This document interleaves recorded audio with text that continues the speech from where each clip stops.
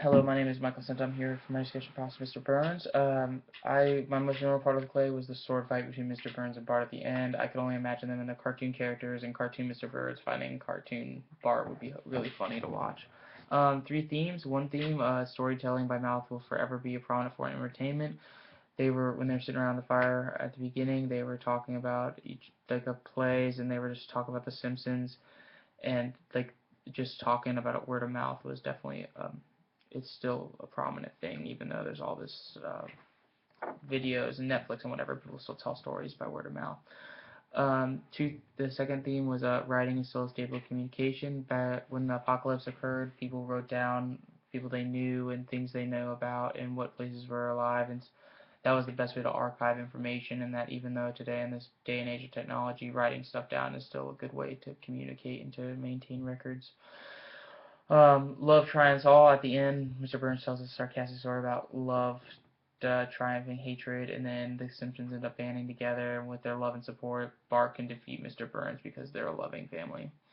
Good triumphs evil. It's a good theme. This is a climactic play. The story at the end, where they're reenacting the play within the play.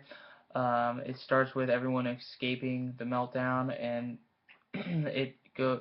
Mr. Burns does not come into everyone uh, doesn't come onto the boat till near the end of the play, and then the climax occurs. There's a few locations, the town, and then the boat, and that's it. And there's a single plot of them running from the town, then the interaction with Mr. Burns and Scratchy. Then it's all within there. It doesn't jump back and forth the previous in time, what Mr. Burns did 2 years ago or whatnot. It just keeps going in a nice linear plot. Act 3, when Burns clamps Homer's mouth, like the gesture should recall in Act 2, comparing when Sam in Act 2 when he did it to Gibson. That's supposed to be a direct relation. The play and within the play starts with the meltdown, and then the play began with right after the meltdown and all of the after effects. I love when Bart's singing at the end. He sings "Love never dies in memory." All the people were writing down their loved ones, hoping that they would be alive somewhere in their memory. They still had those people alive. I think this tells us about the world of Mr. Burns 75 years ago. Later, that people still portrayed plays by word of mouth, and it's important to continually describe history, and history is important, and people always like to keep history, and it's a human fact that we like to know the history of ourselves, and we know what the Greeks do and everyone, so we just keeping history.